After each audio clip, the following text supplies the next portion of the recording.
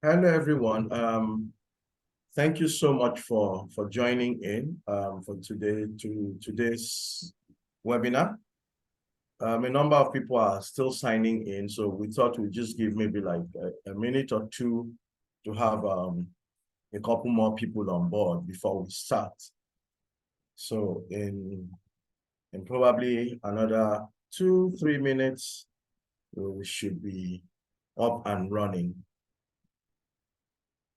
I think quite a number of people have started signing in, and I'm very certain that we'll be having an amazing time today. It's gone from one level to the other. It just kept ramping up as we progressed, and we're indeed looking forward to how this plays out. Thankfully, our guest lecturer for today has just signed in as well. Mr. Kayode Oyewole. I'll leave Seun to do the honors of telling us who he is, and then he will speak to us as well. I think one of the house rules we have is also that if you have any questions while this is going on, you can just put the questions in the chat box, and at some point in time, we will address them all. So, Seun, I think I'll hand over to you now. And I think should start. We have quite a number of people who signed on already. Thanks. All right. Thank you very much, Mr. Phillips. Thank you everyone for joining us.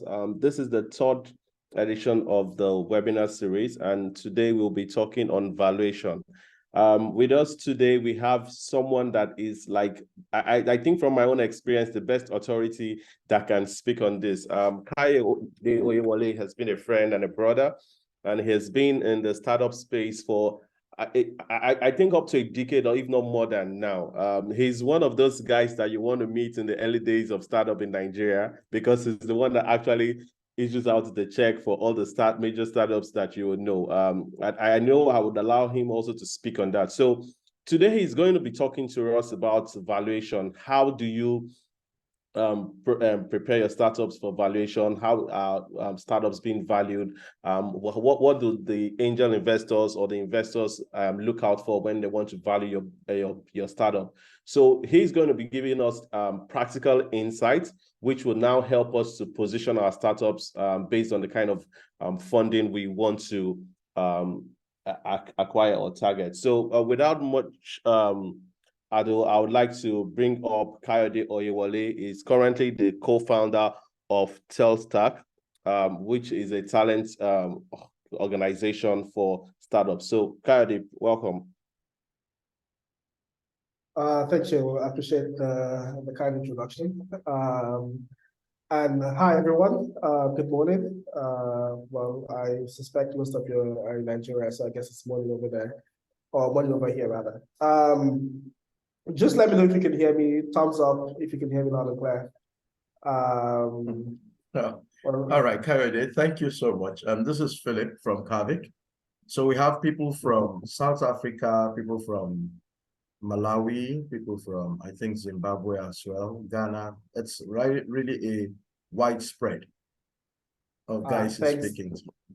Thanks for sharing. Thanks for sharing that context. I think that was quite important. I typically like knowing who I'm speaking to and having an idea. So I would be asking a bunch of questions, but I suspect because it's a webinar, it might be easier for you to just type your responses in the chat box. So please, once I ask a question, just chat your responses. Just let's make this as interactive as possible so that I don't get boring and I don't bore you to sleep. Again, you have 1 hour. We have 1 hour. So every time I speak, you can check the time. I know if my speech is boring, you can know how much time you have to endure my boring speech for. But I'll try and keep it as engaging as I can. So my name is Kayode, like Shewa mentioned. I'll give you some more context into my background real quick. Like Shani said, I've spent over a decade building companies. The interesting thing is I've gone the full shebang. I started out as an entrepreneur, building a company, trying to raise financing for that. I moved into becoming an operator. So I went to join an early stage company where we're starting out, company starting out of New York, early stage, very rough. We raised the pre-seed, we raised a $1 million pre-seed. Eventually, the company raised $35 million. I left that company to join a new VC firm called Ventures Platform, where I was for the past 6 years, and I became a partner at the firm. We raised our last fund we raised about $45 million, and then I left to start this new company, which I also raised about $1 million for this new company I'm starting. So the context there is I really understand what it means to build a company, what it means to grow a company, and what it means to finance a company. Over the last 6 years, I've invested in about 100+ companies through my work at Ventures Platform. Some of the biggest ones you might know, in Nigeria, we did a company called Paystack, which was acquired by Stripe about 3 years ago, I believe, for over $200 million USD. We did a company that we invested in one of the biggest consumer finance products in Nigeria called PiggyVest. In Kenya, we did a company called Market Force, which is sort of like a B2B, well more like a what was it called? Asset financing first for retailers and wholesalers, but also a direct connect to producers for retailers to get items at cheaper rates. In Egypt, we did a company called I'm trying to remember their name now. The name fails me. In South Africa, we did another company providing credit infrastructure. We've done investments in Tanzania, we've done investments in Cameroon, done investments in, we did one opportunistic investment in the US. That's typically not in a geographical zone. But I say all this just to give you context that we've funded some of the leading companies in Africa. And so I've seen lots of companies start, raise money, and even fail. And I've seen companies just raise a little amount of money and grow really fast. And so with this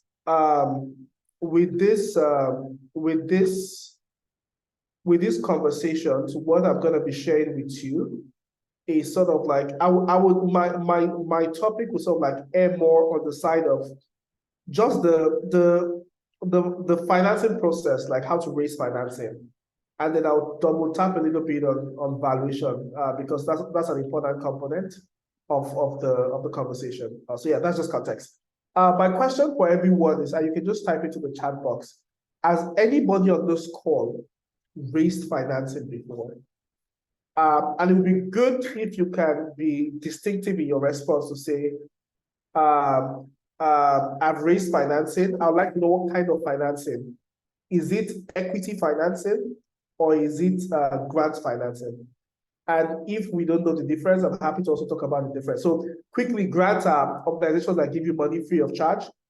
There is no responsibility for you to sell a part of the company to them, right? It's almost like the money comes free. However, obviously, there's some important impact metric you have to meet, maybe to access the full financing or whatever it is. That's essentially grant financing. I have a code, so from time to time, I might just turn off my video.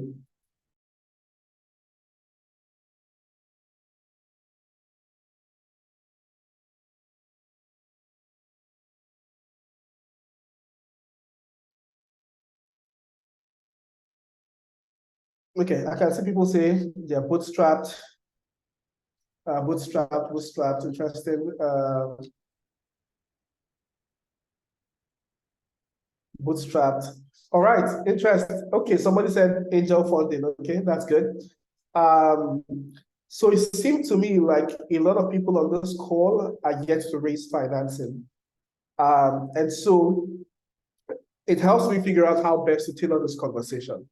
I guess the first thing I would say is, at least whilst I'm speaking, if you have any question whilst I'm speaking, just feel free to drop a question, right?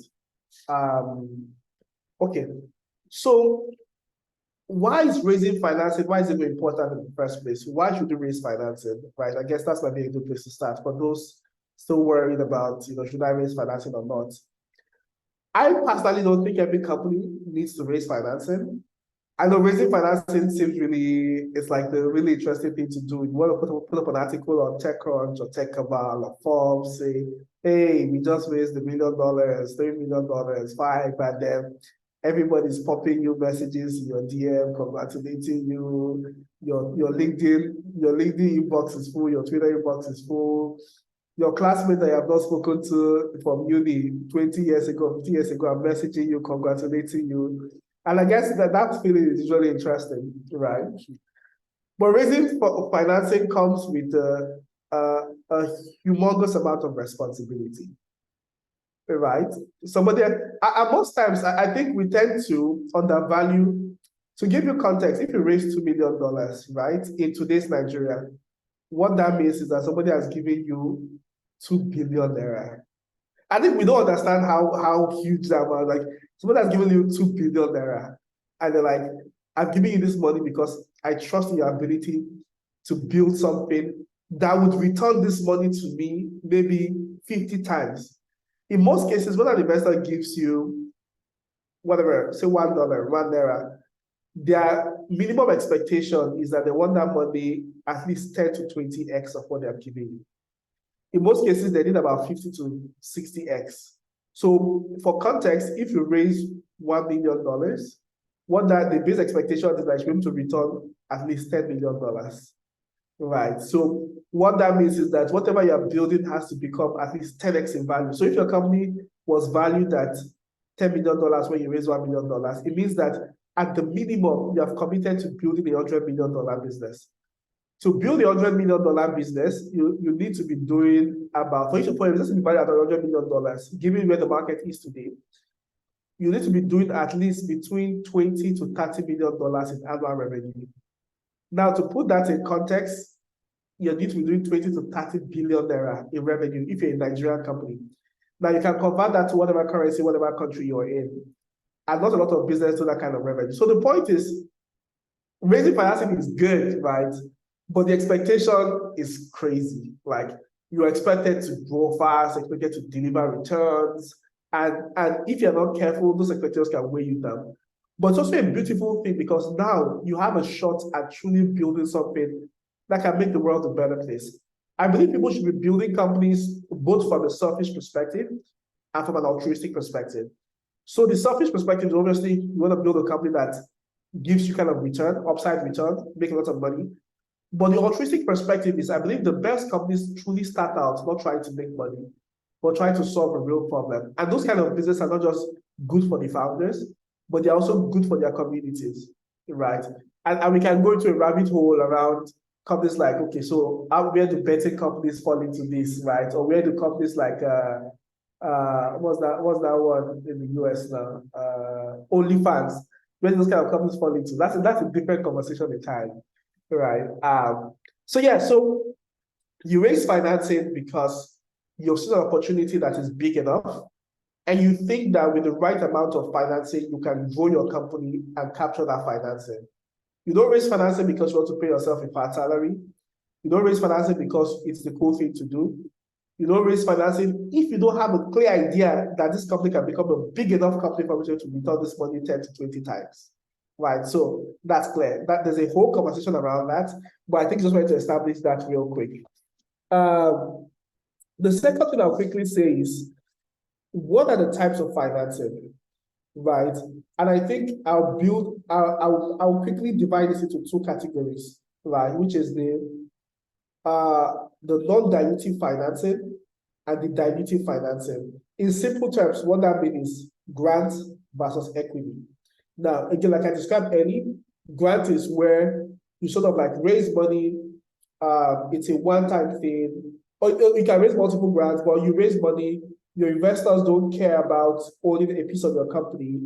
They're giving you the grants because what you are doing aligns with their own interest or with what they think about traveling the world. So for instance, Bill and Melinda Gates might create a grant for companies in the healthcare sector because they believe that if you're solving certain problems, it aligns with their mission and vision as a foundation.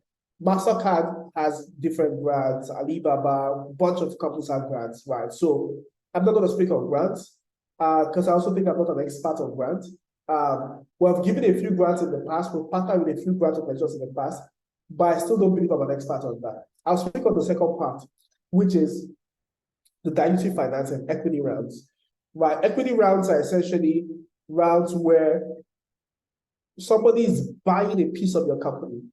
So think about your company like a pizza, right? So you know how a pizza is sort of like round and there's like multiple pieces. Equity financing is like that. It's like somebody is giving you money for a part of the pizza to say, okay, let me take this piece of the pizza, or let me take these two pieces of the pizza, right? And you take this money in exchange for giving me a piece of that pizza. That's equity financing, right? So the person is giving you money because of, and I will tell you why investors invest, some reasons why they invest, but that's equity financing. Now, under equity financing now, there are different ways to think about equity financing, right? So who are the guys that give you money at the equity stage? First is I will divide those people again into sort of like three broad categories. There is friends and family, which you probably also can. There's friends and family, there's angel investors, and then there's institutional capital, so VC funds. And maybe if you think about it, if you become big, then there's private equity, right? But I suspect that's not your problem today, right? Private equity only invests in cash flow positive businesses. These have been around for a while. They have predictable revenues, predictable business model, and all that. So that's not our problem for today. Now, friends and family, with raising capital, I think your first point of call should be your friends and family. And the reason is that your friends and family already know you. If you're a great person, they know. If you're a bad person, they know. In fact, in most cases, if your friends and family don't want to invest in you and they have like some liquid cash, you should be a little bit concerned to say, if people that know me over time don't want to invest in me, then there might be something wrong, because capital is trust. When I'm giving you money, I'm saying, I trust you, so take this money to build your business. Now, if people that have known you for 15, 20, 30, 40 years are not able to trust you with their capital, it's a source of concern for me, right? And so in every company I've built, every company, my first point of contact in terms of raising investment has always been my friends and family. For this last company, when I was leaving to start this last company, some of my friends didn't even know what I was doing. They were like, oh, you're leaving to start a company. I'm going to invest this amount of money, that amount of money, that amount of money. In fact, some of them wired me the money, right? To my personal account when they didn't even know what I was trying to build. Like, they had no idea what I was trying to do. But eventually I told them, like, oh yeah, that makes sense. Yeah, that should exist. But like, they didn't even know. They're just like, you say I'm leaving to start a company. I know you, I trust you, I believe in you. I've worked with you all these years. If anybody can make something happen, you can make it happen. Take money, right?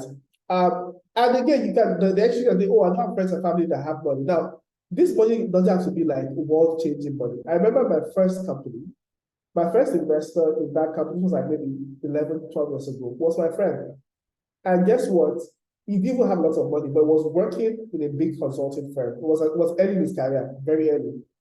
But what he did was, he took a part of his salary. It was not a lot of money, I can tell you. He took a part of his salary, and every month he was giving me that to say, because I believe in you and what you're trying to do, I'm investing part of my salary in you every month. And that got us going for a while. So the point is, friends and family are typically your first point of call, right? Or in certain cases, people say friends, family are fools, right? Fools are like random people that you don't know, or you don't have a strong relationship with, but they just believe in you. So those people in your churches, in your mosque, that they just know you, like, oh, I know this guy. I see that he's a hardworking person in church, or the feeling I get from him is that he has an ability to execute things. So I trust him and I will give him money. Then there's the second group of people who are like angel investors. Now, angel investors are typically people that either are like high up in their career, and so they earn a good amount of money, they earn a good living, so they have some spare cash they want to invest. In certain cases, they are entrepreneurs like you as well, that have money, some spare money they want to invest, or entrepreneurs that have sold their company and have some liquid cash and that they want to invest. It's also like angel investors. So for instance, within our round, we had a few people like that, where it's like, they're either current founders of companies, but either they have sold their companies or they have done secondary. Again, secondary is a different conversation for this time. Maybe you can always Google some of these concepts. And so they have liquid cash to sort of like I see somebody keep raising their hands. Right. Again, just type your questions in the chat box so I can potentially address them. And so the angel investors, and then the final part is like VCs, right? Venture capitalists, right? Institutional funds. That's where companies like a venture platform come in. I know that in Kenya, you have Enza Capital, you have Nova Star. In South Africa, you have CRE, you have Life Capital. In Nigeria, you have Ventures Platform, you have Aggressive, you have Microtraction, you have Echo VC, you have a bunch of VC firms, right? Those people, they are professional jobs. They're like bankers, but for startups. They don't keep your money, but their professional job is to finance you, right? To give you money to go start your company. And they're hoping that your company becomes so big that they can make lots of money from it. So I'll give an example. Investors that invested in Paystack made lots of money, similar to companies like WhatsApp. When WhatsApp was acquired by Facebook, some investors made over 1,000x. I'm not saying 1,000%, 1,000x what they invested. Right, that's a ridiculous amount of return. Right, and so that's why investors do this. So the next I'm going to say is, why do investors invest in companies? Right, and they just love people, they just love humanity. You know, they just want to make the world a better place, and so just like take money. Now, because if you don't understand the incentive of investors, it'll be hard for you to go and pitch investors on how to raise financing and raise financing successfully. So I'll quickly give you like a crash course on how investors work. So investors have something, your investor is an investor. So the firm, let's say the name of the firm is, let's say Enza Capital. Enza Capital recently announced that, we've raised, is it $48 or $58 million? And so we're now going to invest more in companies. The question is, where did that money come from? That money came from other investors called LPs, limited partners. Now, LPs are typically big institutions, family offices, HNIs, and people that want to get, or DFIs, and people that want to get exposure to the whole technology and startup thing. Now, bear in mind that startups are very risky, right? And obviously with the data out there, it suggests that majority of companies fail within their first year, more fail within these 2 to 5 years, and very few companies make it out of the trenches. So it's a very risky proposition. However, there are safer propositions, right? An investor can take his money and then put it on the public markets or put it in a safe fixed asset income, and he will get between 10 to 15% annually, safe investment. So why would they leave that short in and come and do startups? Because if I leave my money in a safe investment, in 10 years, that means I'll get between 100 to 150%. Not even accounting for the compound interest, but just saying even on the flat basis, between 100 to 150%. Now, safe investment, relatively safe. Why would I take all that money and come and put it in a startup? The reason they are doing that is likely, let me tell you, is primarily one, and I'll give you the secondary reason. The primary reason is that they believe they can make way more than that if they put it in a startup, right? So it's like, it's a bet. So people like Tencent, for instance, when Tencent invested in, not Tencent, this company that owns, this South African company, I've forgotten their name, they own, I think, Digestible and Co. They invested early, I think they invested maybe $20 million in Tencent. That $20 million today is worth somewhere around $15 or $18 billion. Ridiculous return. Same as Sequoia's investment in WhatsApp and Apple. Like, yeah, I can give you stories of ridiculous return where like somebody invested and it's like, oh my God, this thing just blew up. So the reason those people do it is because they believe that with the startup ecosystem, they can make way more margins than what they make on the public market, right? So it's like, okay, let's take some gamble on this thing. Let's bet on this thing, right?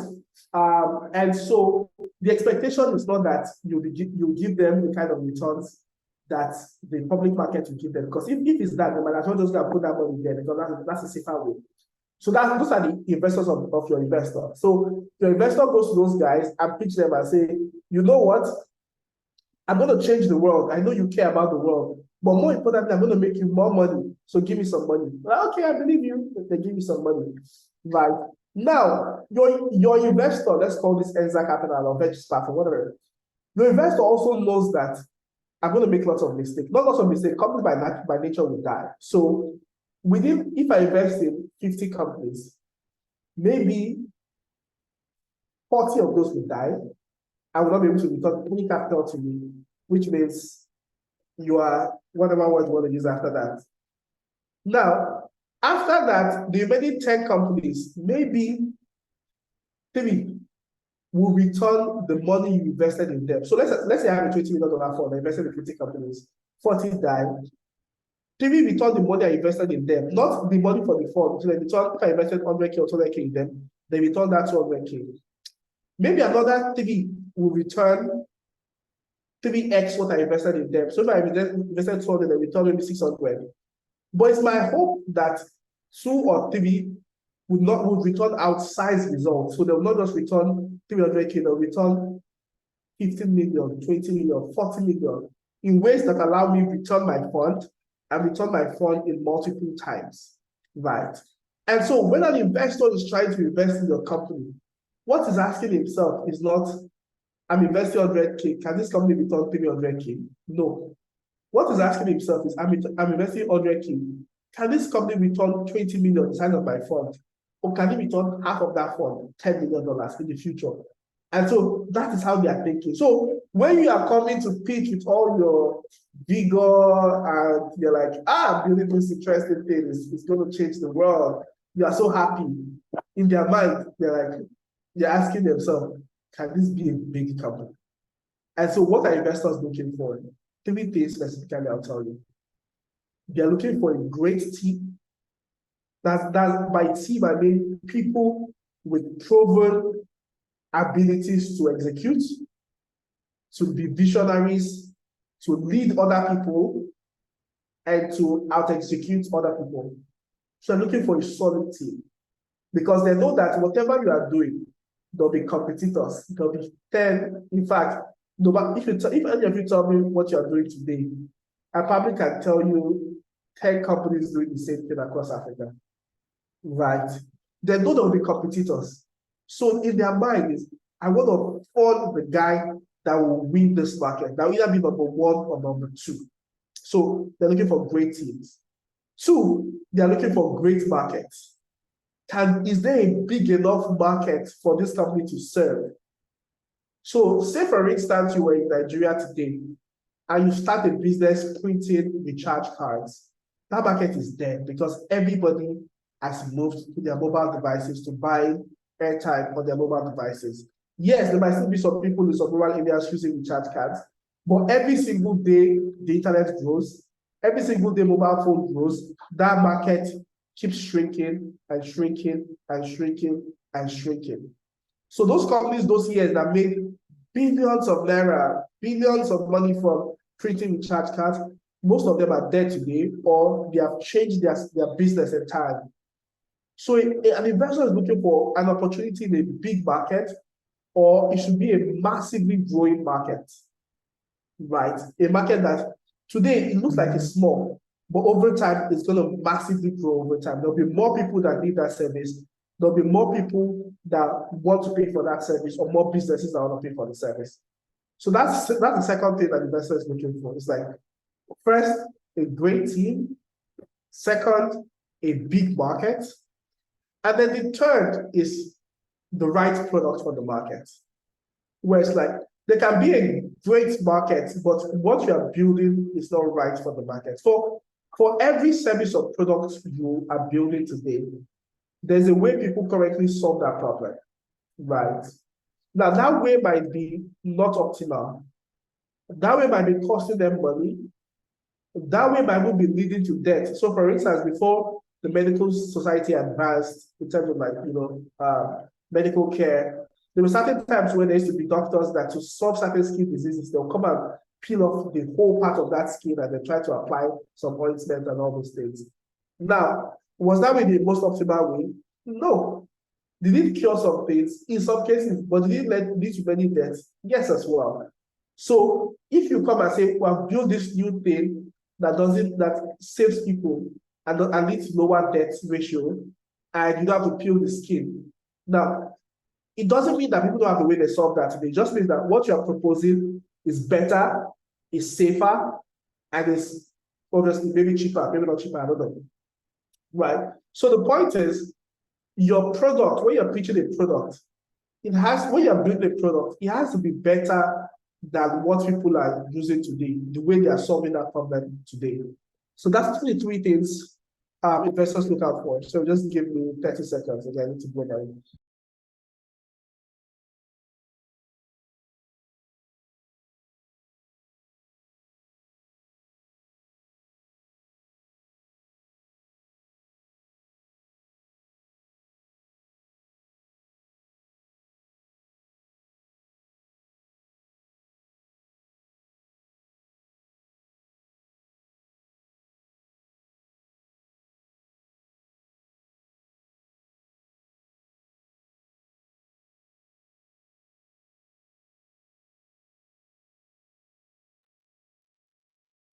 So my apologies, yes, I'm back.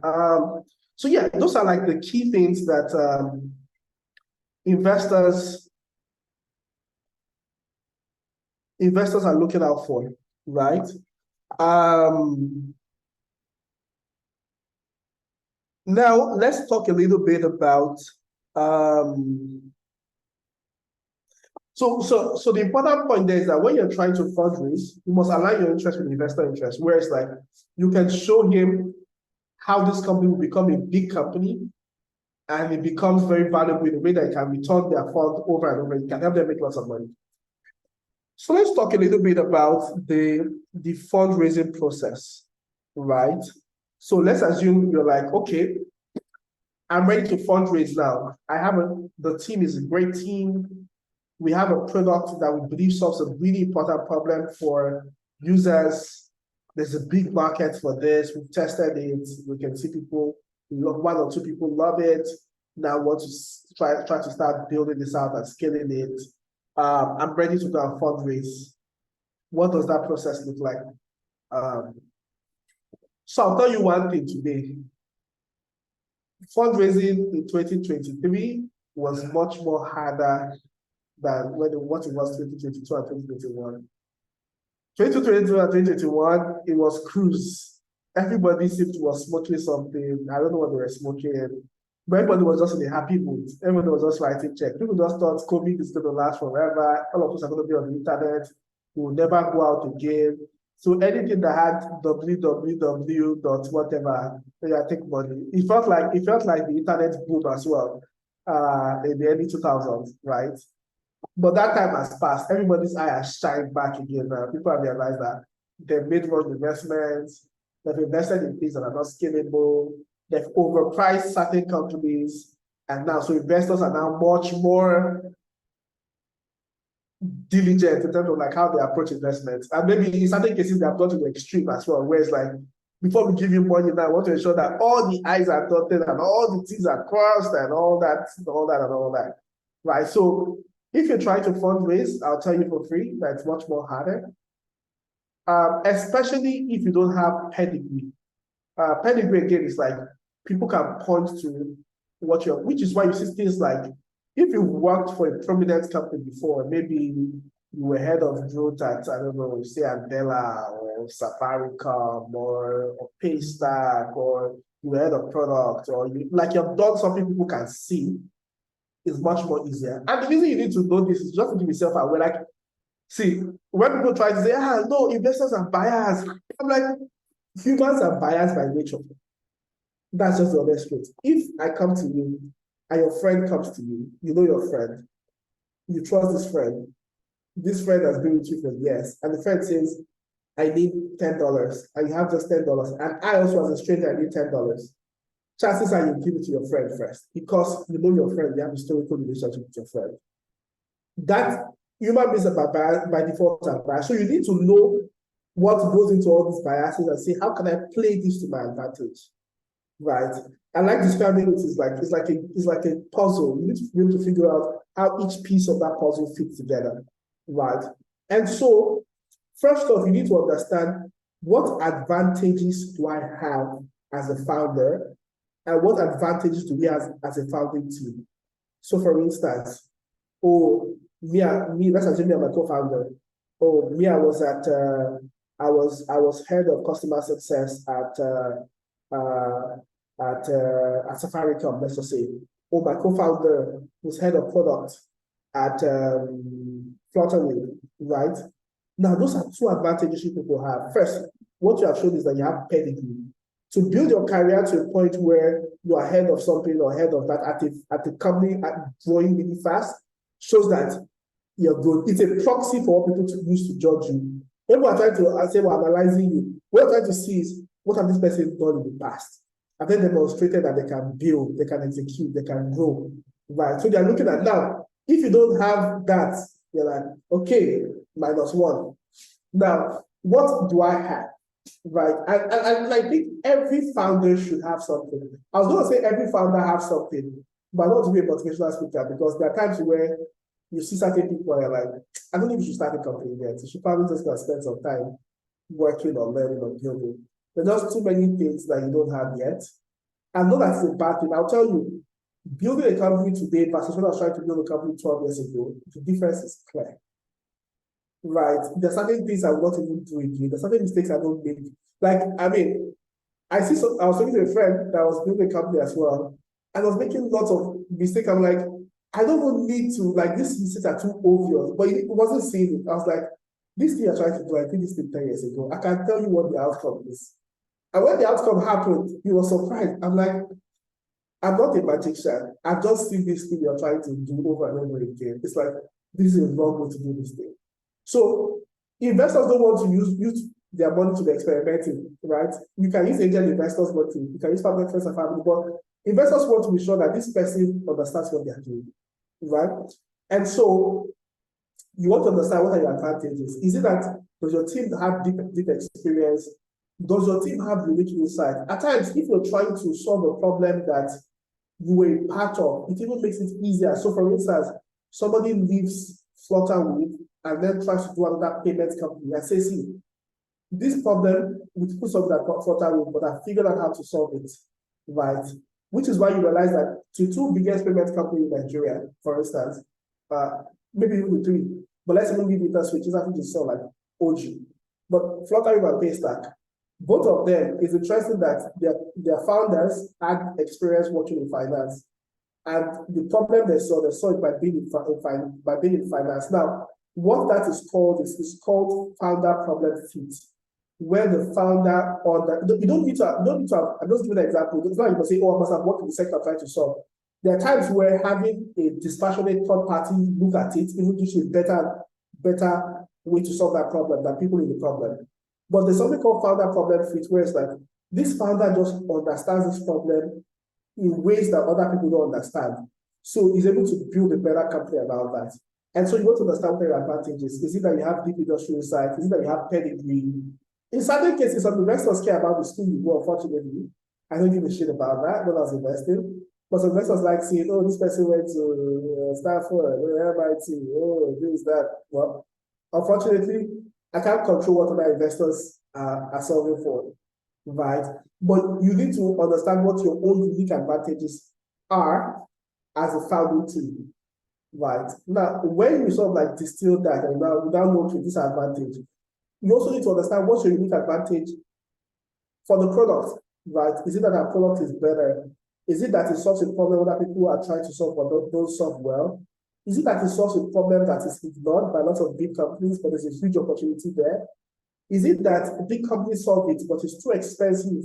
A lot of companies in Africa don't have the kind of disposable income to buy those big and expensive solutions. So I'm building something that works for them and is cheaper, and it gives them just the most important thing. It doesn't give them all the bells and whistles. It gives them just the most important thing they need. So you need to identify what that unique is, and then you need to identify what your market advantage is. Like, is there a big market? Is this market growing? And then you also try. In most cases, I advise that before you start fundraising, be sure to have launched what you're trying to launch and prove that it's working. But be able to show that people are using and people are not just using, people are paying. The ultimate test of using is put your money where your mouth is. Are people paying for this? Now, will there be exceptions? Yes. I don't like saying we don't expect exceptions, yes. And for instance, when we raised money, we have not built any products. But again, I don't like using myself as an example because it's such a terrible example. And the reason it's a terrible example is most of the investors I've been friends with them. They're my WhatsApp. My co-founder, although between both of us, we know lots of people. We've proven ourselves over the last 15 years across various companies in Africa. It's like raising money, raising proceeds should not, if it was hard for us, it should be a problem. But we're not an ideal example. So I never tell people to use us as an example, right? Because like we're not usual founder in terms of like you just started out or you just maybe working somewhere. Like we have done lots of things where it's like the moment we wanted to raise money, people were the ones reaching out to us, telling us we want to invest. We're the ones saying, oh no, we don't want to take money, we don't want this much money, we just want small money, we just want this, and all that stuff. So my advice generally is build a product, even if it's a small version, like MVP, whatever. And I'm sure because of these sessions, you would have done a class on MVP or as well as mentioned in class. I'm not going to get to that. Build an MVP, deploy it, ensure that it's working, and people are paying for it. Now, when you have done that, then let's start fundraising. The first thing you want to do is you want to put together a deck. Right, fundraising deck is essentially a document that a presentation that speaks to people about your company, the advantages you have as a company, the size of the market, how much progress you've made, the quality of the team, and all that, right? And so, we have 18 more minutes. I'm going to try and wrap up in 5 minutes, so we can spend a little bit taking questions. And so, you kick off the fundraising process. You want to have a deck. The second thing I would say is obviously have to design your deck well. There are too many free tools out there where it's like it's a crime for you to have a badly designed deck. You can just go, you don't have to pay anybody. Just go on Canva, find your templates that makes the sense. It's free and then use it. When I see people send me badly designed deck, I'm like, why? Put some effort, put some thought into this thing. Now, I used to do a class on how to design a pitch deck. That used to be a 2-hour class. So unfortunately, I'm not going to be able to teach you how to do a pitch deck, but I'll give you the general guiding principle. Make it well designed. Ensure that someone that maybe 12, maximum only 20 pages, but the lesser the better. In the deck, it should be clear who the team members are and what is impressive about the team members, what the product, the problem, the size of the opportunity, the market size, how much progress you've made, and something like your vision for the future, right? That should be clear in the deck. Now, the third thing I'll say is, you should have a target list of investors, right? Where you've done your research to find investors. But when you have that target list, I would say run it like a sales pipeline. So have a target list of investors. Like just the same way you want a sales pipeline to say, okay, contacted, yes or no, and interested, yes or no, first meeting, yes or no, second meeting, yes or no, does the person want more information, yes or no, is the person in or out, yes or no, or like so just to build out your spreadsheet or so you can be able to start like run a proper fundraising process, right? And then don't start reaching out to investors by cold emailing them. I would say look for a warm intro, right? And a warm intro is like, who knows this investor that is within my network that I can talk to? People are more likely to talk to people when they're introduced to them by people they know, right? So if you want to speak to ventures platform, if I introduce you, it will carry more weight than if you just send a random email to ventures platform. And same for vice versa in most cases as well for most firms, right? And so look for people in your network. Now, if you don't know people that can introduce to those people, go and look for companies those investors are invested in and begin to message their founders on LinkedIn to say, hey, hi, Kayode, this is what I'm building. This is our value proposition. And please keep those messages short. I get a lot of messages on LinkedIn that is almost like 3 pages. I don't read them. I just ignore them because I have work to do. I have, me too, just like you, I'm running to build a company to deliver return to investors. I'm trying to recruit a team. I'm managing a team. I'm scaling this. I have a family. I'm not going to read the 3-page message on LinkedIn. Keep it simple, short, straight to the point. I'm this is what I'm building, this is why it's important. I realize that you're invested in by this firm. I would like to, don't ask for introduction first, just say, I would like to get your advice on the best way to connect with them, right? In most cases, when you ask for advice, people are okay, I think it's interesting. Like, I will introduce you to them. Now, if they don't ask them, please, can you introduce this investor? If they can, they'll say yes. If they can, they'll say no. In most cases, they might want to talk to you a little bit first before they gain confidence to introduce the investor. But that's one way to go. Now, if you explore every possible way and you can't get a warm introduction, then you obviously want a cold email. With cold emailing, you want to ensure that you do your research and make sure your template is good, content is solid, it's short, it's straight to the point, it's captivating, right? And so within the fundraising process, there's the part where you speak to investors, you try to convince them. There's the negotiation part. I'll briefly touch on valuation lastly. And I would say when fundraising, you should have your pitch deck, you should have a data room. A data room is a place where you have more documents that support what your company is doing, where some investors will say, I want to see more, I want to learn more. So what should be your data room? You can Google that. It's a bunch of documents, your professional documents, your pitch deck, any further documents about your team and your employees, whatever, shall be data room anyways. And you can Google online to see what should be your data room. Finally, about valuation. So, okay, an investor is interested in your company. You're like, oh yeah, let's do this, Now, how do you determine what the value of the company should be? Now, unfortunately, I wish I could give you a formula. Say X plus Y plus Z gives you this, but that's not how it works. It's a very subjective conversation. So it's more of an art than a science. It's like, the way to think about it first is to think about how much do I really need to raise for my next stage of growth. So let's assume you're at the pre-seed stage and you realize that I need to raise $200,000 to hit my next milestone, so that I can then, at that next milestone, I'm going to raise $1 million or $2 million. So it's a question of, with the money I want to raise, how much of my company am I willing to give up to take this kind of money? My general rule of thumb is that at the pre-seed stage, as much as possible, you don't want to give up more than 10 to 15% of the company. Right. Again, so if we follow that rule, if I'm trying to raise 100,000 and I want to give up just 10% of my company, by default, I'm saying my company is somewhere around $1 million. Again, this is post money. Again, I would say you Google post money and pre money. Again, that's a different conversation. So if I have the idea, I can say, you know what, give or take, I'm happy to go either less or more, but I don't want to go more than 50%. At 50% simply means you're picking up the value of the company somewhere around maybe 800 or something, whatever it is, right? But that's one way to think about it. But again, it's about buying and selling. You might say this is the price I want to sell at, but the person buying is the investor. Now, if all the investors should speak to say, hell no, we're not going to invest in that valuation, then you want to also hear what their counter offer is. It's okay. How are you thinking about this? The bunch of risk companies who think about valuation, they look at the team to say, is this team solid enough? Back to the team, the market, and the product. But more importantly, also, it depends on how, if they truly want to do this deal, if an investor really likes a company and is really desperate, like in most cases, they'll be happy to go up on the valuation to say, give me a higher valuation, I'm happy to take it. But again, not a ridiculously high valuation. But in other cases as well, it depends on what their target ownership is. So the point I'm trying to make is like there's a bunch of factors and variables that are going to tell you what the valuation should be. But I'm just giving you a simple guide on how to think about it, which is how much you're trying to raise versus the amount of ownership you're willing to let go of, and then you can work back up from there.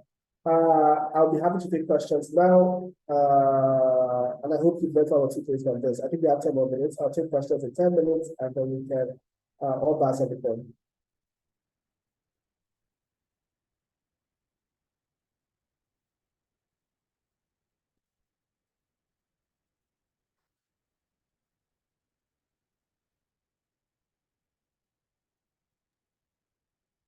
Hello, Sean. Please, can you moderate this session? Referring to question and answers. Please, if you have questions, could you leave them in the chat boxes so that we can deal with them directly? But while that is happening, Kayode, I'm going to ask you, Samuel Oladimeji has a question. He says, please, I want to ask, why do venture capitals or VCs invest and yet ask for equity? Can you please clarify? Thank you. Okay, so back to the analogy I gave, think about your company as a pizza, right? A pizza is a round pizza with multiple slices inside. That's a company, right? When investors give you money, they're not giving you money because they're Santa Claus. They're giving you money because they believe that this thing is going to be big and valuable in the future. So somebody says I can't hear anything. Confirming you all can hear me.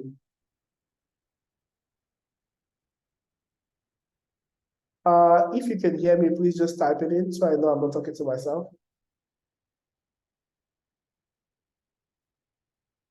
Okay, great. Okay. Alera, I suspect it might be your internet. So the equity investors are collecting is a part of that pizza. They are saying, we like this your pizza so much. We think that eventually you'll be able to sell this pizza for a very high price. But for you to sell that pizza at a high price, you will need to do marketing, you will need to do sales, you need to get more people to help you make the pizza look fine, right? You need to be able to improve the quality of the pizza, make it, So, but I say, you know what? We believe that you'll be able to do all those things. So take money so you can get people and get resources to do all those things, right? And in exchange, you give us 1 or 2 slices of that pizza so that when you improve that pizza, you are selling it. We also can sell our own and make money. So equity is a form of ownership to say, because when you start a company, there's 100% ownership. That's the percentage of ownership is 100%. It can't be more than that. So an investor taking equity is taking a part of that ownership because they've given you money, they have invested in owning a piece of your company. So equity is the evidence that somebody has invested and now owns a piece of your company. Similar to you as a founder, when you start a company, you own 100%. The more, if you bring a co-founder, you might give them 10%, 20%, 50%, whatever it is. So an investor coming to invest is now a partner with you and you give them equity in exchange. I hope that answers the question.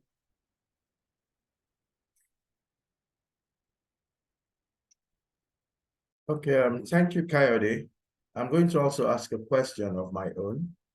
How do you actually value your business? Yes, you have set up a business.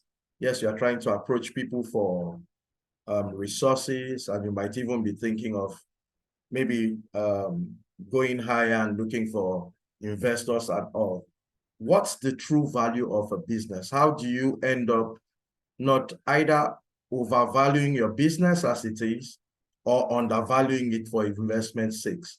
What are the things to look out for, and what are the indices or parameters to put in place when you are trying to value your business, as it were, going from maybe a one-man business to maybe a startup with a couple of people involved? Is it the same process or is it different? Thank you. Well, thanks. It's an interesting question because, like I said again, it's an art, not a science. Now, if you're a big company like Flutterwave or Paystack or PiggyVest, it's easy to value that business because there are metrics I can use. I can use things like their growth rate. I can use things like their multiple of their revenue, right? So I can run proper financial models on those kind of companies because they've been around for a while. They've proven their business model. They have consistent cash flow.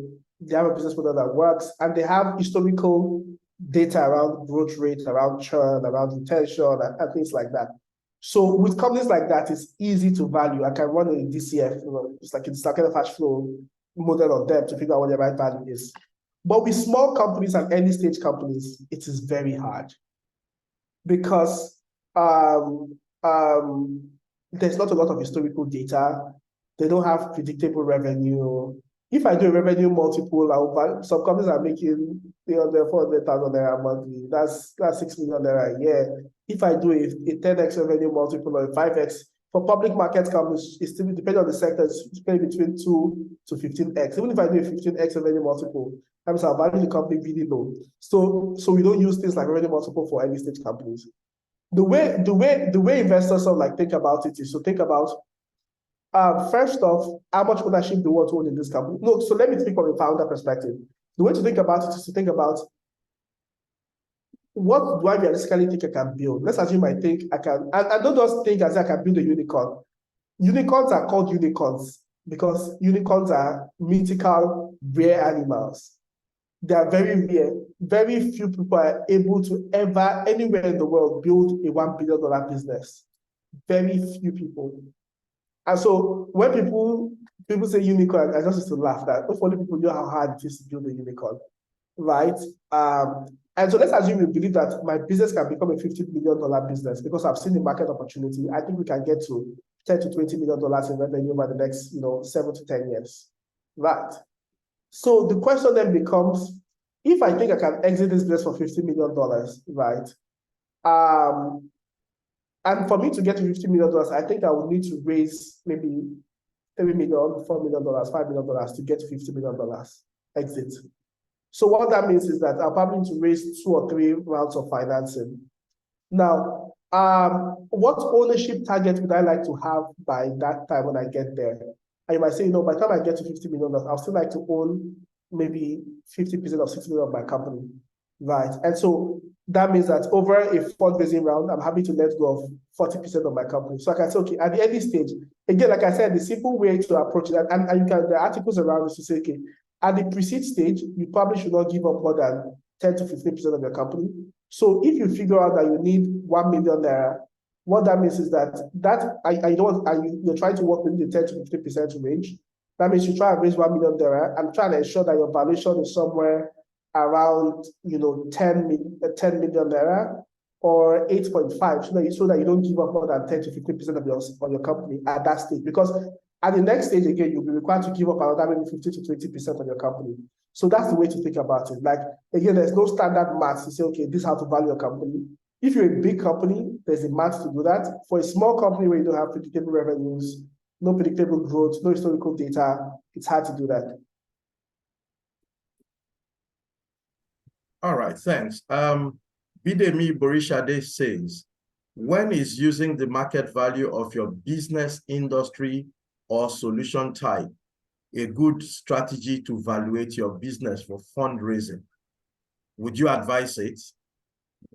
Sorry, I'm going to read that again. Yes. When is using the market value of your business's industry or solution type a good strategy to evaluate your business for fundraising? Would you advise it? Okay, I'm going to try and answer this question. Bidemi, and if you have a call, just confirm this is a question. I believe what Bidemi is trying to say is, when should you consider indexing on similar companies in your market? So for instance, if I'm in the finance sector, let's say I'm doing payments or remittance, and I hear that Wave was valued at $500 million. This other remittance, Vector FX, was valued at maybe $300 million. This other remittance company is valued at $500 million. When would it be right for me to use their market value? Would it be right for me to use their own market value to figure out what my own valuation should look like? Bidemi, if that's your question, can you just type yes or no?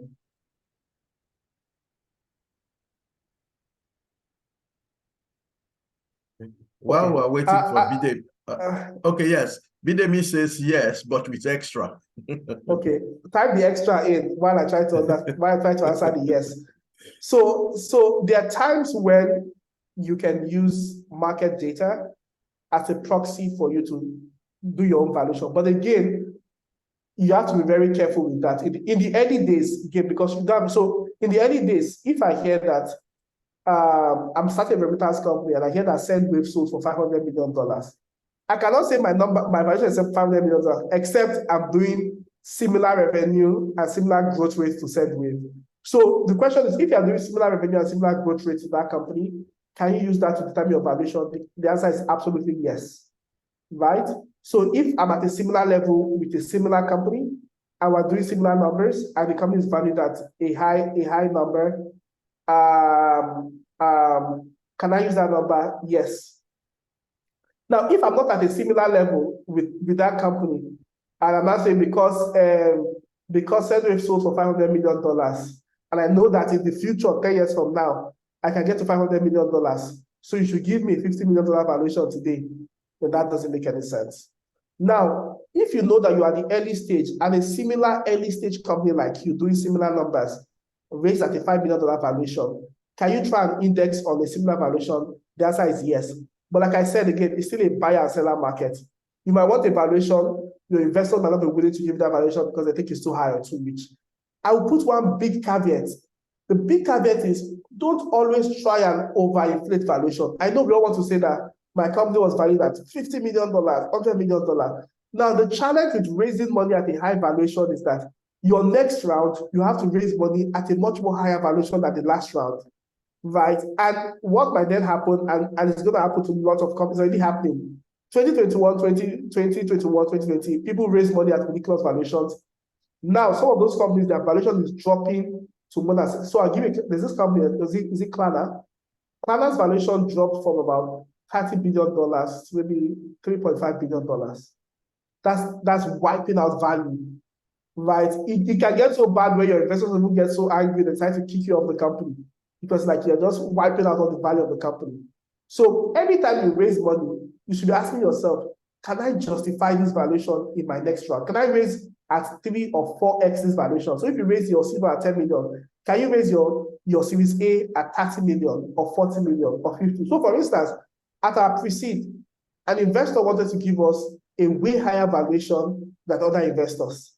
And we told the investors that, thank you for believing in us, but no, you don't want to take this high valuation. And the reason is we don't want to set up ourselves for failure where now you have given us a very high valuation, which is good, which means that we sell less of our company for higher value. But what it also means is that in the next round, we now have to raise at least 2 to 3x that valuation, which can put us in a very, very precarious position. And so always be very careful with how you think about valuation, right? So the experts, for example, the AI industry is valued at billions of dollars. If you have been an AI play, I think it's not, okay, so God understand. So I was going to say that the other thing as well is that don't index on technology, but also index on the market. Now, the other truth is that if you have built an AI play for the US, it's completely different from if you have built an AI play for Africa. The US market is a much more bigger market, it's much more deeper. People have higher spending power. I was listening to a podcast and some random lady in the US, I don't know the company, she just said, I sell pillowcase, blah, blah, blah, blah, blah. I do another revenue of $900 million.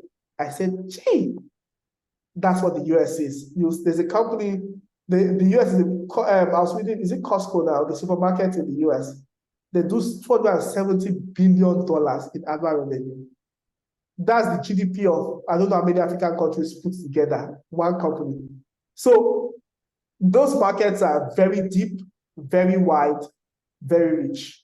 Can you buy back shares from your early investors? The simple answer is yes, right? There's a way to go that, there's a way to approaching that. There's a method, you can buy back shares. You can offer your investors secondary where either bigger investors buy their shares off them, or even if you as a company, you have enough revenue, you can buy those shares back. But again, you have to agree on what the valuation is at when they invested versus now they want to buy back their shares. There's a methodology to sort of like figure that out. But the simple answer to that question is yes, you can buy back. Obviously, they have to agree also that they want to sell back, right? So it's a mutual conversation. Okay. Gift Kelvin Magawa says, so should we say equity capital is part of your assets or what?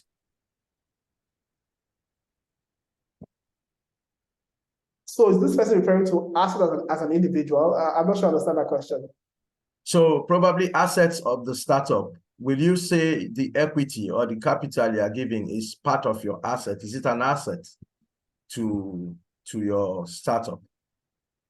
If you're looking at assets and liabilities, would equity capital be an asset to you as a startup in terms of valuation? Yeah, I mean, I guess if you have raised money before, you're trying to raise more money, the money you have raised before, the capital you have raised before sort of like gives you an advantage, yes. But also it means that the money puts you in a position for you to grow the business better. So in that case, yes, I'll say maybe, I don't understand I probably will need to dig deep to understand what this person is trying to solve for. But I'll say on the surface level, yes, I mean. Maybe I should come in here. Okay, I can take one more question and I need to jump over to another meeting. Sorry, if that's the case, Olamide is asking a question. He says, you mentioned shareholders kicking out founders. How does that happen, and how do you protect yourself from it? Okay, that's an interesting question. I would say the way that happens is the more money you raise, the more, again, back to our analogy, think about your company like a pizza. Let's assume the pizza has 12 slices. You collect money from Kayode, you give Kayode 1 slice. You collect money from Shehu, you give Shehu 2 slices. You collect money from Bidemi, you give Bidemi that 2 slices. That's 5 slices gone. The more money you raise, the more slices of your pie you lose. Now, at some point, the 4 of us can come together and say that, you know what, or 5 of us, now we own more of your company than you do. Maybe you've collected money and now we own 8 pieces of your, different people own 8 pieces of your pie and you own just 2. We come together and say, you know what, we don't even like this Olamide. The way he's running this company, or she, I don't know if it's a he or she now, we don't like that. We think that the other people that can run this company better. We don't think this person can return our money back to us. Let's come together and kick this person out. So the one way you lose your company is by selling too much ownership in the company. But before, the way to protect yourself, I guess, is not to try and raise too much money and don't over-dilute yourself. But the second thing also is to really, really pay attention to your investment documents. In certain cases, you might even own majority of shares in your company. But in your investor document, maybe there's a clause there that says your investor reserve the right to fire management if it doesn't think you're performing well. Now, which is why you should never be desperate to raise capital. Now, if you're desperate to raise capital, people will throw lots of interesting clauses at you. Now, when you're signing that deal, you're like, oh my God, $500,000. Yes, let me sign. So when you sign, you cannot sign. So you want to be sure that in your investment contracts, in your investors' contract, you are not giving rights to investors that allow them to kick you off, right? Now, there are a lot of nuances around this, right? Where it's like, okay, as you begin to grow, things like board composition, again, you want to show you and your co-founding team in the early stages have the majority voting right on the board. If you can, companies like Facebook even stretch it like crazy, where up until when they went public, Mark Zuckerberg and his co-founders had the majority voting right.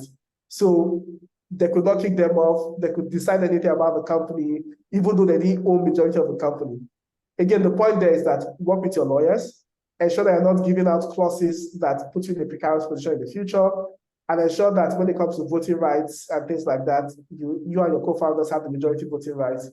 Now, that will become harder for you to do as you keep raising more money, because as you keep raising more money, investors begin to push you more and say, no, we want to have majority voting rights.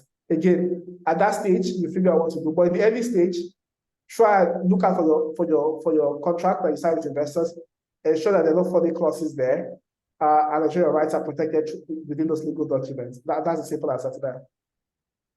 Okay, we're going to have to let Kayode go because he's jumping into another meeting. Kayode, we truthfully appreciate all you've spoken about. Thank you so much for the enlightening conversation we've had. As people raise questions, we'll probably throw them back your way by way of mails or conversations, and whatever the case is, we will forward it. Thank you so much for your time. And have a wonderful, wonderful day. Thank you. Thanks for having me. We greatly appreciate. Please, we would, if you don't mind, maybe you should drop some contact in the chat box as well, just in case people would like to reach you, if it's not too much to ask. Maybe you can find me on LinkedIn and send me questions on LinkedIn. Just if you're sending me a question on LinkedIn, just let me know that it's from this Kavik webinar, just so I know. Yes. And I'll please implore you that you please keep your questions short. So if you want me to respond, thank you so much, everyone. And it was good to be here. And all the best as you all keep building your companies. You definitely need more people building companies. There are too many problems in Africa. And I think it takes a deep level of courage to build. And so I salute all of you trying to build companies. You guys are the courageous few, right? So thanks, everyone, and all the best. All right. So for the rest of us, thank you so much for those of us who are still here. I like the way Kayode wrapped this up because he made mention of the fact that you need to look at your investor agreements critically, look at the kind of agreements you get into, your legal details and all. And Interestingly, we have two panels that are coming up, one after the other. We have Sean talking about bootstrapping, and bootstrapping is about running your business without external funding. How do you run your business? How do you set it up? How do you begin to chase that profit trail without really bringing in the big investor funds, especially from what we've heard about these investments and what the shareholders want or what the investors want, and how they could even take away your prized possession from you if you're not very careful. So we'll be talking about bootstrapping tomorrow, same time, about how to run your business, how to grow your business without external funding. And then on Monday, we are bringing in the legal experts. So we have two key people playing across the continent, two luminaries who will be talking to us about the kind of investment agreements you should get into, what you should be looking out for, how not to make silly decisions when it gets to setting up maybe your agreements or setting up your startups, how to read between the lines and all. So it'd be a great thing if you joined us on Monday as well. We look forward to seeing you. We left an assignment yesterday about the pitch deck, and a few people have submitted. We're going to have our mentors look at those pitch decks, review them, and then send their thoughts on them back to you. If you haven't done that and you were part of the session 2 days ago, we would ask you to please do that as well. So we look forward to seeing you guys. Someone's asked that, where do I submit my pitch deck? If you look through the comments, the email is there, cavicnigeria@gmail.com. I think it's somewhere there. Cavic, CAVIC Nigeria, one word, @gmail.com. So we look forward to seeing you guys tomorrow, and please enjoy the rest of your day. Thank you.